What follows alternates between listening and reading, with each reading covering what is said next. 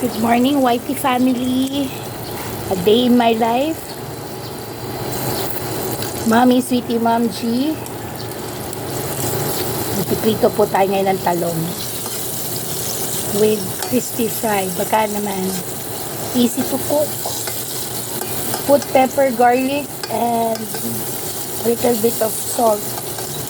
If you prefer to putting it on that. Pero pwede rin naman hindi. Yan.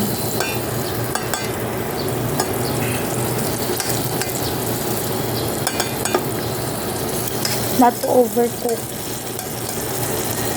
Mas maganda. May juiciness pa siyang matitira. Not to fry that much. Kasi pag binili natin yan sa palengke, mabilis siyang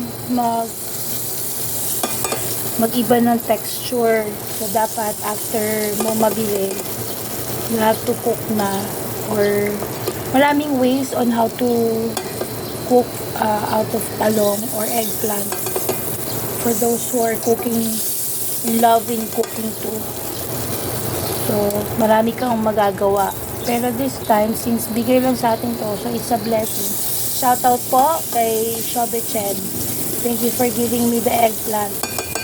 Actually, every Wednesday yan, lagi ako ipasalubong sa kanya. So, i-vlog natin yan sa mga susunod. Well,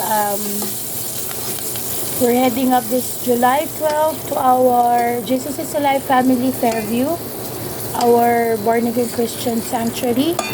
We will have our grand Jesus is Alive anniversary, and at the same time, we will also have by our scheduled July 26, Jesus is Alive Fairview. Yan. Sa mga Jesus is Alive dyan, sa mga kapatiran natin na pwedeng pumunta, you're very welcome to visit our sanctuary. And of course, shout out po sa araw na to sa mga nakikinig outside country of the Philippines like HK, Singapore, and Korea. Thank you for loving my vlogs, for supporting me every step of my journey, and thank you for commenting so good. I've seen and I've read about all your comments, and I'll do that one at a time. Okay, so for now, I'll see you later. God bless you. Thank you.